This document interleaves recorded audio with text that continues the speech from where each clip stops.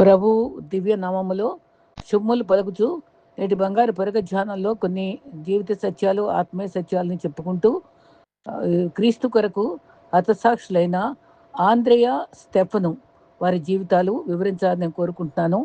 నిజంగా ప్రభు కొరకు ఎంత దీక్షతో ప్రభుని ప్రేమించారో, ఎలా జీవించారో, వాళ్ళ పేరు ఇప్పటికీ కూడా ఎలా చెప్పుకోగలుగుతున్నామో అది మనకెంతో ఆశీర్వాదకరము, స్ఫూర్తిదాయకం. కాబట్టి అది మీకు చెప్పడానికి సిద్ధపడ్డాను. అయితే మనకు మనసుకు తేజస్సిచ్చేటువంటి అనుభవాలు కొన్ని చెప్పుకుని మరి ముందుకు పోతాను. మనసు తిన్నగా నిలిపి పాపం విడిచిన ఎడల మన జీవితమునకు తేజస్సునిచ్చును. యోబు 11:17. జ్ఞానము ముఖమునకు తేజస్సునిచ్చును. ప్రసంగి 8:1. అపొస్తలుల కార్యము 6:15. సడలిన చేతులు తొట్టిల మోకాళ్ళను దృఢపరచుడి, అప్పుడు దేవుని తేజస్సు చూచెదము. యెషయా 35:2-3. తగ్గింపు జీవితము తేజస్సునిచ్చును. దానియేలు 4:36. నీతిమంతుల మార్గము తేజస్సునిచ్చును. సామెతలు 4:18. మందిర సహవాసము తేజస్సునిచ్చును. కీర్తనలు 26:8. 2వ దినవృత్తాంతములు 7:1. నీతిమంతులు ప్రత్యేకమైన వారు కదా, సూర్యుని వలె తేజరెల్లుదురు. మరి మత్తయి 13:43. అయితే కొన్నిసార్లు కోట్లు కూడా కూడబెట్టి కడుపు నిండా తినలేని వారి కంటే కష్టాన్ని నమ్ముకుని నిజాయితీతో నమ్మకంగా జీవించి కడుపు నిండా తిని నిద్రపోయి దేవుని స్మరించుకునే వాళ్ళే దేవుని యొక్క మంచి విశ్వాసులుగా కనపడతారు. అయితే మనిషి సంపాదించిన సొమ్ము ఆస్తులు అన్ని వేళలా మనుషులను మాత్రం సంపాదించుకోలేదు. ప్రేమ, అభిమానము, ఆప్యాయత, ఆదరణ మనసులోనే శాశ్వత స్థానం కల్పిస్తాయి. డబ్బు కోసం ఏమైనా చేసే మనుషులు ఉండొచ్చు, కానీ దానిలో వ్యాపారం ఉంటుంది. ప్రేమ, బాధ్యత కోసం ఏదైనా చేసే మనుషులు ఉంటారు, అందులో ఆత్మీయత ఉంటుంది. మరి చిందించే, చెమర్చే కన్నీళ్ళు ఉంటాయి, స్పందించే హృదయం ఉంటుంది. మరి డబ్బు జీవితాన్ని నడిపించగలదు, కానీ ప్రేమ, ఆత్మీయత జీవితాన్ని నిలబెడతాయి.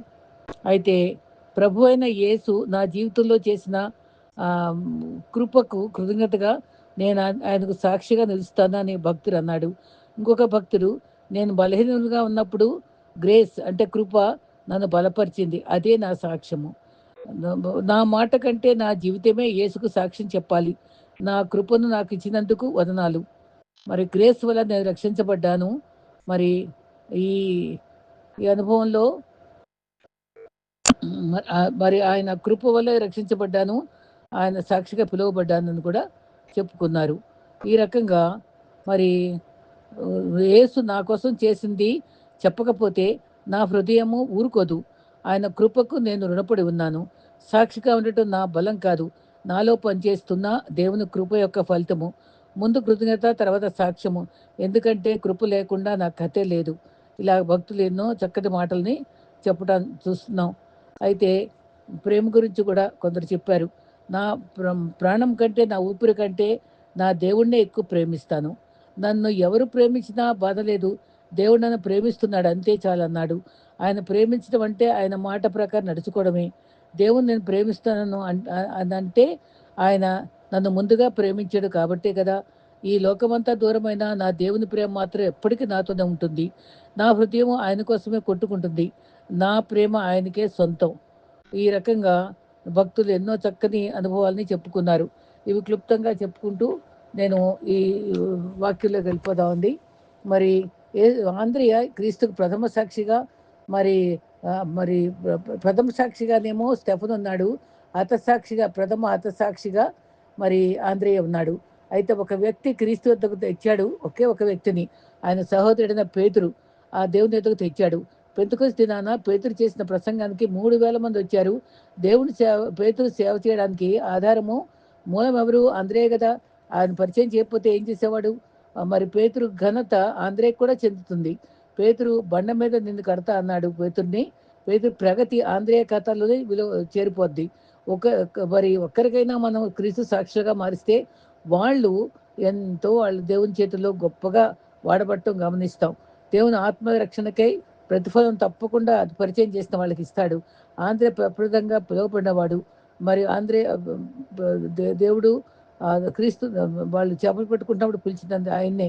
ఆంధ్రేయలో గొప్ప లక్షణం ఉంది. క్రీస్తుకు దగ్గరగా తీసుకొచ్చి ఆయన పరిచయం చేయడం, అది ఎంతో గొప్ప అనుభవం. మనం చేయాల్సింది అదే. తోమా శిష్యుడు కూడా భారతదేశంలో అనేక ఆత్మ సంపాదించుకున్నాడు. యోహాను 1:40లో ఆంధ్రే పేతురుతో మేము మెస్సియాను కనుగొన్నాం అని చెప్పాడు. యోహాను బాప్టిజం ఇచ్చే కాలంలో వెంబడించాడు ముందు ఆంధ్రేయ. అప్పుడు తర్వాత మొట్టమొదట ఆంధ్రేయ వెంబడించాక యోహాను క్రీస్తు గురించి చెప్పిన మాటలు విన్నాక, అమ్మో ఆయన కంటే గొప్పడని తెలిసింది కదా అని వెంటనే క్రీస్తుని వెంబడించడం మొదలుపెట్టాడు. ఆంధ్రేయ క్రీస్తుని వెంబడించాడు. మరి ఏదైనా ఆయన ఇచ్చిన సాక్ష్యము పేతురు మెస్సియాను కనుగొంటుమి అని ఎంత గొప్ప గ్రహింపు గలవాడు ఆంధ్రేయ. యేసును గురించి యోహాను చెప్పింది విన్నాడు. ఆంధ్రేయ చాలా చిన్న ప్రసంగమే, మెస్సియాను కనుగొన్నానని చెప్పాడు అంతే. కానీ ఎంత గొప్ప అద్భుతాలు జరిగినాయి. ఆయన పేతురుని తోడుకుని వచ్చి క్రీస్తుకు పరిచయం చేశాడు. తర్వాత మెట్టు వారంతా పాత్యంప నిరీక్షణ పరులే, క్రీస్తు అనే మెస్సియా కోసం ఎదురు చూసిన వాళ్ళే కదా. ఆయన విన్నాడు, వెంబడించాడు, తర్వాత సాక్ష్యం ఇచ్చాడు. నాలుగవదిగా పేతురుకు తోడుకొని తీసుకొచ్చి ప్రభుకి అప్పచెప్పాడు. ఇది ప్రసంగం కంటే గొప్ప పనే చేశాడు ఆంధ్రేయ.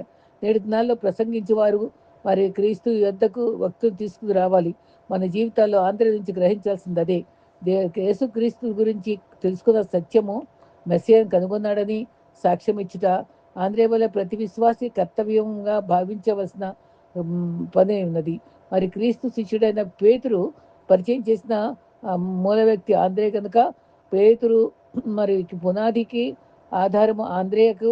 కాబట్టి మెస్సియాని గొప్ప క్రీస్తుగా మనం విశ్వసించగలుగుతున్నామా, అలా ఇతరులకు పరిచయం చేయగలుగుతున్నామా ఆలోచించుకుందాం. రెండవదిగా గొప్ప పరిచయం చేసిన ఒక చిన్న బాలుడి వద్ద ఆంధ్రేయ 5 రొట్లు 2 చిన్న చేపలు ఉన్నాయని చూశాడు. ఎంతమంది ఉన్నారు మరి, ఎంతమంది గమనించుకోలేదే. ప్రభు దగ్గర తీసుకొచ్చి ఆ బాలుడిని పరిచయం చేశాడు. ఆ బాబుకి మంచి పేరు తెచ్చింది, మరి ఆంధ్రేయకు కూడా మంచి పేరు తెచ్చింది. అక్కడ ఎంతో మంది అద్భుతాలు జరగటానికి మరి కొండ మీద ప్రసంగం అయిన తర్వాత వాళ్ళు ఆకలితో గాడ్ మూవ్డ్ విత్ కంపాషన్ అని ఉంది అక్కడ. కనుకరంతో ఊగిపోయాడు. వాళ్ళందరికీ భోజనం పెట్టడానికి చిన్ని బాలుడు ఆధారమయ్యాడు. పరిచయం చేసింది ఆంధ్రేయ. ఎంత మంచి పని చేశాడండి. మూడో లక్షణంలో మత్తయి 24లో ఒలివకొండ వద్ద క్రీస్తు ఉన్నప్పుడు వాళ్ళు కొంతమంది శిష్యులు ప్రశ్నించారు. అప్పుడు ఆయన క్రీస్తు రెండో రాకడ ఎలా ఉంటుంది అన్నీ చాలా డీప్ ప్రశ్నలు వేస్తున్నప్పుడు వాళ్ళలో కూడా ఆంధ్రేయ ఉన్నాడని ఆ పేరు చెప్పబడింది. మరి యోహాను 1:35 శిష్యుల్లో ఆంధ్రేయ ఉండగా యేసు గురించి లోక పాపములు మోయి దేవుని గొర్రెపిల్ల అని చెప్పగా 2 శిష్యులు విన్నారు.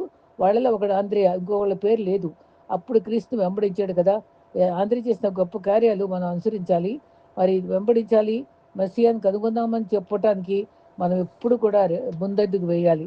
యేసుక్రీస్తు పొందుతున్న వ్యక్తి మరి కృప పొందిన వ్యక్తి ఆంధ్రేయ. మరి అంటే అర్థము యోనా అని అంటారు. ఎందుకంటే యోనా చేప మింగాడు కదా. చేప మింగిన అనుభవంలో యోనా పరిచయం విడి చేపలు పెట్టే జాగ్రత్తలు కదా. కాబట్టి ఆంధ్రేయ యోనా అని వృత్తిలో సూచిస్తుంది. యోనా చేప కడుపు ఉన్నప్పుడు ఉన్నందున ఈ పేరు వచ్చింది. రూబేను గోత్రంలో చెందినవాడట. తల్లి పేరు పెర్సిచువా జోయన్న, తండ్రి పేరు యోనట. ఈయన పేరు కూడా కాదు, కానీ యోనాకు పుట్టినవాడు కాబట్టి ఆంధ్రే కూడా చేపలు పెట్టేవాడుగానే ఉన్నాడు. సోదరుడు పేతురు. వీరి పట్టణం బెత్సైదా. 1 యోహాను 1:43లో గల్లేయ సముద్ర తీరాన ప్రాంతంలో జీవించారు. చేపలు పట్టు వృత్తులు ఉన్నారు.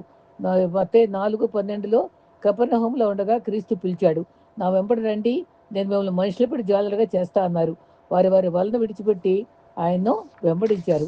అయితే మార్క్ 1:14లో కూడా వ్రాయపడింది. ఆంధ్రేయ మాత్రమే 5,000 మందికి మరి 5 రొట్లు 2 చిన్న చేపలు అద్భుతానికి ఆధారమయ్యాడు. తర్వాత పరలోక విషయాల గురించి కూడా సంప్రదించాడు. క్రీస్తు కొందరిలో కలిసి ప్రార్థించిన వాళ్ళు ఆంధ్రేయ ఉన్నాడు. అపోస్తలుల 1:13లో మరి ఆంధ్రేయ కార్యాలు కూడా ఆయన గురించి ప్రత్యేకంగా పుస్తకంలో రాయబడిందంటండి. 260 క్రీస్తు శకంలో గ్రీకు భాషలో రాశారట. అతని స్వస్థతలు, కార్యాలు, మరణము, అన్ని వివరాలు కూడా సవివరంగా చెప్పారట. ఆయన ఆరోహణం అయ్యాక దక్షిణ రష్యాలో నల్ల సముద్రంలో చుట్టూ ఉన్న ప్రజల యొద్దకు ఆంధ్రే వెళ్ళాడట. అక్కడ చేసిన గొప్ప పరిచయ ఫలితంగా పరిశుద్ధ ఆంధ్రే అనే పేరు కూడా కలిగి ఉన్నాడు. ఆయన తెచ్చుకున్నారు. దీన్ని బట్టి రష్యా దేశానికి సువార్త ప్రకటించేవానిగా ఆంధ్రే పేరు పొందినట్టుగా మనకి చరిత్ర ఆధారాలు ఉన్నాయి. గ్రీకు దేశంలో కూడా క్రీస్తు సువార్త ప్రకటించారట. ఆయన చేసిన సేవ నరమాంస పక్షుల మధ్య ధైర్యంగా నిలిచి సేవ చేశారట అని చరిత్రలో ఉంది. మరొక చరిత్ర ఆధారం ఏంటంటే, క్రీస్తు 12 మంది శిష్యుల్లో యూదా ఇస్కరియోతు మరణించాడు కదా! అప్పుడు ఆ తర్వాత మత్తీయ అనే ఆయన్ని కలుపుకున్నారు. ఆ మత్తీయ ఎక్కడున్నాడు సేవ? నరమాంస పక్షుల మధ్య సేవ చేస్తుంటే ఆయన తెలుసుకున్నాడు. ఈయనకి ఎంత బాధ్యత వహించాడంటే, ఆయన దగ్గరికి వెళ్ళిపోయి ఆయన్ని రక్షించి, ఆ బాధ్యత తను తీసుకొని, ఆ నరమాంస పక్షుల మధ్య ఆయన కూడా సేవ చేయడం ఇద్దరు గమనార్హం. ఆ పరిచయలో కొనసాగించాడు. ఆయన సేవ వివరాల్లో మరి అకియా ప్రాంతంలో ఒక అంధుని స్వస్థపరిచాడట. మరణించిన వారిని కూడా సైతం సజీవుడిగా లేపాడట. మరి తన వైపు ఉగ్రత రాదే అక్కడ స్థానికంగా ఉండే అధికారులు చంపటాన్ని చూస్తే అక్కడ భూకంపం రమ్మని ప్రార్థించాడట. అలాగే భూకంపం వచ్చి అక్కడ తను రక్షించబడ్డాడట. దయ్యం పట్టిన వారిని కూడా విడుదల కలిగించాడట. ఇటువంటి గొప్ప కార్యాలు చేశాడు. 1625 క్రీస్తు శకంలో డార్విన్ న్యూమన్ అనే ఆయన, ఆ రచయిత ఆంధ్రే గురించి కొన్ని విషయాలు తెలిపాడు. క్రైస్తవ సంఘాలని స్థాపించాడని, అక్కడ ఇంటూ ఆకారంగా ఎక్స్ ఆకారంలో సులువు వేశారట. ఆ ఎక్కువ శ్రమ అనుభవించాలని, మేకులు కొట్టకుండా 2 రోజులు సులువు పైన బాధ భరించడానికి ఎలా చేశారట. కొరడా దెబ్బలతో పాటు రాళ్లతో కూడా కొట్టబడ్డాడట. మనం అందరం అట్టి శ్రమలు పొందకపోవచ్చు కానీ 1 కొరింథీ 12:26లో ఒక అవయవం గంత పొందితే అందరూ గంత పొందుతారు కదా. క్రీస్తు కొరకు నిజంగా ఇటువంటి హతసాక్షుల యొక్క స్ఫూర్తి మన నేటి ఆత్మీయ జీవితానికి మూలబలం అవుతుందండి. క్రీస్తు మనం అవయవంగా ఉన్నాం కాబట్టి, మన వాళ్ళందరూ కూడా మనకి పాలివారం కాబట్టి, జత పనివారమే కాబట్టి, ఇటువంటి గొప్ప శ్రమలు పొందిన వారిని స్మరిస్తూ వారిని ప్రభు కొరకు వారి కొంతమందైనా వాళ్ళ సేవలో ఎన్నో వంతైనా సరే మనం కొంత సేవ చేయడానికి స్ఫూర్తి పొందడం చాలా చాలా అవసరం. మరి మరి చర్చిలో గెస్ట్లుగా ఉండటం కాదు, పార్ట్నర్స్గా ఉండటం కాదు, మరి మరి అనుచరులుగా ఉంటూ సాక్షులుగా ఉంటూ నిలిచి ఉండాలి. మరి మొదటి క్రైస్తవుడు మొదటి సాక్షిగా ఉన్నవాళ్ళు స్టెఫను రెండవ వ్యక్తి. ఆయన అపోస్తలుల 6-7 అధ్యాయాల్లో పూర్తిగా వివరాలు ఉంది. వేలాది మంది ఆత్మలు రక్షించబడ్డారు. మరి అపోస్తలుల కార్యము 6:14లో అతని పరిచర్య పెరిగే కొద్దీ వ్యతిరేకతలు చెలరేగిపోయాయి. పరిశుద్ధాత్మ శక్తిని ఓడించలేకపోయారు. తర్వాత వాళ్ళని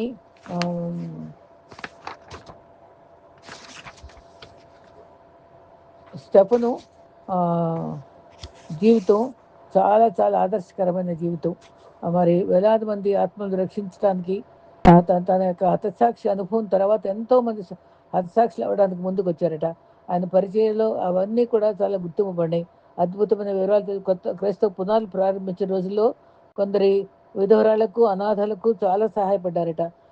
అలా మేము వాక్యం 12 మంది శిష్యులు అన్నారట, మేము వాక్యం చెప్తాం, సువార్త చెప్తాం, కానీ ఇలా భోజనాలు పెట్టి పేర్లను కనుకరించడానికి టైం లేదు మాకు అని అంటే, అప్పుడు 7 ఆత్మపూర్లను నియమించుకుని వాళ్ళ ద్వారా జరిగించాడట. స్టెఫన్ శిష్యుడు కాదు. అట్లా 7 ఆత్మపూర్లలో స్టెఫన్ ఒక్కడనే గుర్తింపబడింది. బైబిల్లో కూడా చాలా స్పష్టంగా వ్రాయబడింది. గ్రీకు మాట్లాడేవాడట. స్టెఫన్ అంటే కిరీటం అని అర్థమట. తర్వాత యవనంలో క్రీస్తు హతసాక్షి అయ్యాడు. పరిశుద్ధాత్మ నింపబడ్డాడు. మంచి పేరు గల విశ్వాసి, జ్ఞానంతో నింపబడ్డాడు. 6:3లోను 6:5లో పుస్తకాలలో మరి విశ్వాసముతో మరి నింపబడినవాడు, శక్తితో కృపతో నింపబడినవాడు, ప్రజల మధ్య అద్భుతాలు చేశాడు. 6:8లో మరి గ్రేస్ అండ్ పవర్తో నింపబడ్డాడు అంటారు. పవర్ఫుల్ సువార్థికుడు, రోజు స్వస్థపరిచాడు, దయాశక్తిని విడదీశాడు, ధైర్యంగా నిర్మమాటంగా బోధించాడు. ఇక్కడ దేవుని విశ్వసనీయులుగా బోధించాడు. చరిత్రలో వివరాలు చెప్పారు ఈయన గురించి. ఇశ్రాయేలీలు అవిధేయత గురించి తన ప్రసంగంలో చరిత్ర అంతా చెప్పుకొచ్చాడు స్టెఫను. ఇశ్రాయేలీలు ఎంత అవిధేయతగా ఉన్నారో కూడా వివరించాడు. పశ్చాత్తాపం పడాలని కూడా చక్కగా ధైర్యంగా చెప్పాడు. ఈ 6-7 ప్రసంగంలో వివరాలన్నీ ఉన్నాయి. మరి అబ్రహాం మొదలుకొని సొలొమోను వరకు ఇశ్రాయేలీలు దేవుని తిరస్కరించడం గురించి ఎలా పడిపోయారో కూడా అంత పెద్ద ప్రసంగం చేశారండి. క్రీస్తు సువార్తకు యోధులే కాదు, అందరికీ కూడా మన దేవుడు అన్నట్టుగా చెప్పారు. యుగాలు మరి యాగాలు బలులు అక్కర్లేదని కూడా పూర్తిగా చెప్పాడు. సన్హెడ్రన్ సభలో కూడా ఒక మెంబర్గా ఉన్నాడని, అంటే పెద్దల్లో ఒకడున్నాడని, కృప నిండిన సువార్త బోధించేవాడని చెప్పారు. రోమా 10:4లో గొప్ప విషయాలు బోధించేవాడని కూడా చెప్పారు. అపోస్తలుల 7:37లో ధర్మశాస్త్రానికి ఆయన గురించి అలిగేషన్స్ చాలా వ్యతిరేకతలు వచ్చాయి. ధర్మశాస్త్రం వ్యతిరేకంగా బోధిస్తున్నాడు. 6:13, 14లో మోషే ఆజ్ఞలు ఆచారాలన్నీ నాశనం చేసేస్తున్నాడు అని అభియోగం మోపారు. అతని పరిచయాలు అధికమయ్యే కొద్దీ వ్యతిరేకతలు మరి కుట్రలు ఎక్కువైపోయినాయి. 7:37లో ఈయన మోషే అంటే మాకెంతో గొప్ప, మోషే కంటే క్రీస్తుకే గొప్పతనం ఇచ్చాడు అని విసుక్కున్నారట. యూదుల జ్ఞానాన్ని పరిశుద్ధాత్మక శక్తికి ఎదురు చెప్పలేక ఎంత ధైర్యంగా చెప్పాడో, ఆయన జ్ఞానానికి పరిశుద్ధాత్మ నింపబడిన అనుభవానికి వాళ్ళు అసలు ఏమి ఎదిరించలేకపోయారట. అతని బోధలకు వ్యతిరేకించిన అబద్ధ సాక్ష్యాలు సృష్టించారట. అరెస్ట్ చేశారు. ధైర్యంగా ప్రకటించేవాడు. యూదుల కఠినత్వము ఎత్తి చూపించేవాడు. రాళ్లతో బాధించగా పరలోక ద్వారాలు తెరవబట్టు చూశాడు. క్రీస్తు దేవుని కుడిపార్శ్వంగా ఉండటం చూశానని ఎంత గొప్ప దర్శనం పొందాడండి. చనిపోబోయే వారికి మరి స్టెఫను దర్శనం మనకి గొప్ప స్ఫూర్తి. దేవుడు కుడిపార్శ్వం కూర్చుంటాడు, ఆయన లేచి నుంచున్నాడండి. ఎంత భక్తి గల స్టెఫను జీవితము. ఆయన లేచి నుంచుంటూ ఆహ్వానించిన అనుభవం క్రీస్తు అది ఆయన కళ్ళతో చూశాడండి. అది కూడా చెప్పాడు. మరి ఈ విధంగా మరి అపొస్తలుల కార్యం 7:50లో చివరి సమయంలో ప్రార్థించాడు. వరిపై ఈ పాపం మోపొద్దయ్యా. క్రీస్తు ఎలా మాట్లాడాడో అట్లాగే వీళ్ళకి ఏం ఎరగరు క్షమించి అన్నట్టుగా పాపం మోపొద్దని కూడా చెప్పుకుంటూ ప్రార్థించాడు. మరి సౌలు పౌలుగా మారక మునుపు స్టెఫను మరణానికి సమ్మతించాడు. ఆ తర్వాత స్టెఫను సమాధి చేసిన తర్వాత చాలా ఉద్యమం ఆరంభమైంది. స్టెఫను మరణం విచిత్రంగా సౌలును ఆశ్చర్యపరిచింది. చివరకు స్టెఫను ఇంటి వారికి సౌలు పౌలుగా మారాక వాళ్ళకి బ్యాప్టిజం ఇచ్చాడని కూడా రాయబడిందండి. ఎంత గొప్ప అనుభవం. స్టెఫను మరణం విన్న విశ్వాసాన్ని చాటి ఇతరులకు అర్థశాస్త్రం సహాయపడిందట. పౌలు మార్పుకు కూడా స్టెఫను మరణము స్ఫూర్తి ఇచ్చింది. ఆ స్టెఫను నేర్చుకోవాల్సిన ఏంటంటే సాక్షిగా విశ్వాసగా ఉండవలసిన ధైర్యం పొందాలి. ఆత్మతో కూడిన ధైర్యం మనకు కావాలి. మరణం ఎదుర్కొంటున్నప్పుడు మరి ధైర్యంగా స్టెఫన్ వల్ల ఎదుర్కోవాలి. సేవా పరిచర్య ప్రాముఖ్యత తెలిపాడు. క్షమాపణ నేర్పాడు. దేవుని నడిపింపుకు లోపడ్డాడు. మంచి సువార్త చేశాడు. అందరికీ మరి సువార్త చెప్పాడు. పవర్ఫుల్ వ్యక్తిగా నిలిచాడు. పవర్ఫుల్ రోల్ పోషించాడు. అది మనం తిరుగులేని. స్టెఫను సంపూర్ణతలు కూడా ఇంకొక భక్తుడు చెప్పాడు. మొదటిగా విశ్వాస విషయంలో సంపూర్ణుడిగా ఉన్నాడు. ఆత్మ విషయం సంపూర్ణుడిగా ఉన్నాడు. జ్ఞాన విషయము సంపూర్ణుడు. కృప విషయంలో సంపూర్ణుడు. పరసంబంధమైన విషయాల్లో సంపూర్ణుడు. మనం ఏ విషయాలు సంపూర్ణులుగా ఉంటున్నామో ఒకసారి పరీక్షించుకుందాం. వీళ్ళందరి వింటున్నప్పుడు మన జీవితాలు ఎలా ఉన్నాయో స్వపరీక్ష చేసుకోవడం చాలా అవసరం. లేకపోతే వీళ్ళందరి చరిత్రలు మళ్ళీ చెప్పుకోవడం ఎందుకు? మనకు ఆత్మీయ జీవితానికి మేలు కలుగుతాయి. స్టెఫాను సామాన్య విశ్వాసగానే ఉన్నాడు ఆరంభంలో. కానీ రక్షించబడిన తర్వాత క్రీస్తు అంకితం చేసుకొని ఆ సేవ ప్రారంభించాడు. మరి ఆదివారం క్రైస్తవుడుగా నామకార్థంగా లేడు.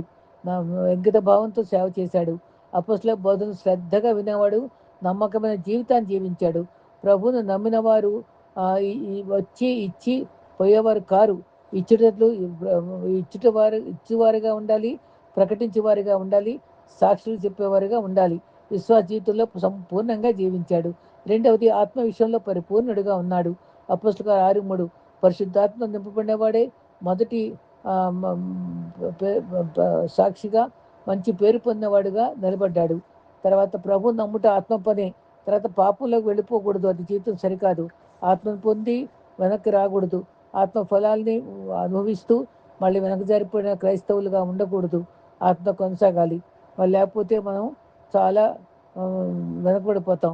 1 దశలోనియ 5:19లో ఆత్మను ఆర్పకండి అని కూడా చెప్పారు. పౌలు చెప్తున్నప్పుడు మటుకు పరిశుద్ధాత్మకు నింపబడి జీవించాలి. 1 దశలోని 5:16లో కృతజ్ఞతా జీవితం జీవించాలి. లేకపోతే ఆత్మ మనలో ఉండదు. ఎడతెగక ప్రార్థించకపోతే ఆత్మ మనలో ఉండదు. ఎల్లప్పుడూ సంతోషంగానే ఉండాలి. ఇలాగా పౌలు మనకి 1 దశలోని 5:16లో పూర్తిగా చెప్పాడు. తర్వాత 6:10లో కూడా మాటలయందు అతనికి జ్ఞానము చూసి ఆశ్చర్యపడ్డారు. అనుభవం ద్వారా జ్ఞానం రాదు, దేవుని నుండే పొందగలము. దైవ జ్ఞానమును గ్రహించబడి ఆశ్చర్యపడ్డారు. ఈ రకంగా దైవ వాక్యము ధ్యానిస్తేనే పరలోక సంబంధమైన జ్ఞానం పొందుతాం. బుద్ధి జ్ఞానము సంప్రదాయంతో గుప్తంలో ఉన్నాయి. ఎఫెసులో ఉంది కదా. ఆ ప్రాంతంలో సమాజ మందిరంలో వాదించి వారిని ఎదిరించి సువార్త బోధించాడు. అతని ఇంటి వారితో సువార్త మనం మన ఇంటి వారితో కూడా కొన్ని వాదనలు ఉన్నప్పుడు ఆత్మతో నింపబడి చెప్పబోతే వాళ్ళు విసుక్కుని మన భక్తిని వాళ్ళని హేళన చేసేవారుగా ఉంటారు. కాబట్టి తల్లిదండ్రులైనా మనం చాలా భక్తితో వారి ఆత్మీయ జీవితాన్ని బాధ్యతగా కట్టడం, మరి ఏదైనా డౌట్స్ ఉంటే తీర్చడం, ప్రార్థనలు నడిపించడం, వారి సేవా దృక్పథంలో వారిని పెంచడం, ఈ భక్తుల జీవిత చరిత్రలు వారికి చెప్పడం మన కర్తవ్యం ఏంటని గుర్తుపెట్టుకోవాలి. మరి 6:8 అపొస్తల కార్యంలో అది స్టెఫను కృపతో బలముతో నిండిన వాడై మా ప్రజల మధ్య మహత్కార్యంలో గొప్ప సూచక్రియలు చేయించడను. ఆ బలము ఏ విధంగా ఉంటుంది? కృపావరాలు అన్నీ పొందిన బలం ఉంది, సంఘాభివృద్ధికి పాటుపడే బలం ఉంది, సంఘంలో వివిధ సాధనముగా వాడబడి బలంగా సేవ చేశాడు. చక్కటి మాట 6:8లో బలముతో కృపతో నిండిన వాడై ప్రభువుకే బలంగా సాక్షిగా నిలబడ్డాడు. పిరికిగా ఏమాత్రము లేడు. మరి మనము దైవ సాక్షిగా నిలబడాలి. అనేకులకు క్షమించుటకు బలం తెచ్చుకోవాలి. అపొస్తలుల 7:60లో ప్రభా వీరి మీదకి శిక్ష రానీకని కూడా ప్రార్థించాడు. క్షమించే బలం ఉన్న గొప్ప విశ్వాసి స్టెఫను. సహించలేని వారంతా ప్రాంతంలో రాళ్లతో కొట్టబడి చంపబడ్డారు. అప్పుడు ఆకాశం తెరవబట్ట నిలబట్టని కూడా చూచాలని కూడా చెప్పాడు. మరణానికి ఏమాత్రం భయపడలా. సిద్ధపడలేని వారే భయపడతారు. మరి 6:7లో మెండుగా ఆయన దేవుని పొందుకుని అనేకులకు స్ఫూర్తిగా నిలిచిపోయాడు స్టెఫను. మరి 6:7లో మరి అధ్యాయంలో 72 వచనాలు ఉన్నాయి. అవి మనం క్షుణ్ణంగా చదవగలిగితే మనకు ఆత్మీయంగా చాలా మేలు పొందుతాం. ఆయన మనల్ని కూడా వాడుకునేవాడు. సామాన్యులే ఇంత గొప్పగా వాడబడ్డారు. వాళ్ళు మనలాగే పుట్టారు, పెరిగారు. ఇంకా పామరులు వాళ్ళు. అంత గొప్ప సేవ చేయగలిగితే మనం ఇంకెంత గొప్ప సేవ చేయడానికి ప్రభు మనల్ని వాడుకోగలదని నమ్మి స్ఫూర్తి పొందుదాం. ఆత్మతో కృమ్మరింపు పెంచుకొస్తే జరిగిపోయింది. అయితే మా అనాథలుగా విడవనని చెప్పి పరిశుద్ధాత్మ మనకు ఆదరణకరంగా ఇచ్చాడు. తర్వాత మరి ఆహారము పేదవారికి ఇచ్చేవాడు. తర్వాత స్వస్థతలు చేశాడని చెప్పబడింది. బాధ్యత కలిగినటువంటి పౌలు మరి ఆత్మజాలరిగా ఉండటానికి మరి ఈయన మరణము స్ఫూర్తిగా ఉండింది. సువార్త వెలుగును యూదులో ఆర్పదలిస్తే అది అఖండ జ్యోతిగా అనేక మంది భక్తులు ఆ రోజుల్లో హతసాక్షులైన అనుభవానికి ఈ స్టెఫను జీవితమే స్ఫూర్తి, ఆయన మరణమే స్ఫూర్తి. మరి హతసాక్షిగా ప్రాణం పెట్టిన మరి ఈ మన ఆంద్రియా స్టెఫన్ల యొక్క జీవితాలు, త్యాగపూరిత జీవితాలు మనం స్మరించి వారి అందరి జీవిత అనుభవాలు, విశేషాలు, వారి యొక్క గుణ లక్షణాలని స్ఫూర్తిగా మనసు మీద నిలుపుకొని మనం కూడా క్రీస్తు కొరకు మంచి సాక్షులుగా యేసు క్రీస్తుని మంచి శిష్యులముగా విశ్వాసముతో సాగిదము. మనమందరమును ఆయన సేవను ఏకమై సదా చేసేదము. మన యేసు ప్రభువు శీఘ్రముగా వచ్చును, అతి వేగముగా సేవ చేతము అనే చక్కటి పాట ఉందండి. నిజంగా మనం కూడా ఆయన మంచి శిష్యులంగా విశ్వాసంతో సాగిపోదాం. మనమందరము ఆయన సేవకై ఏకమై సదా చేద్దాం. యేసు క్రీస్తు శీఘ్రం రానే ఉన్నాడు. అతి వేగముగా సేవ చేయడానికి, ప్రార్థించడానికి సిద్ధపడదాం. అట్టి కృప ప్రభు మనకు అనుగ్రహించుగాక. ఆమేన్.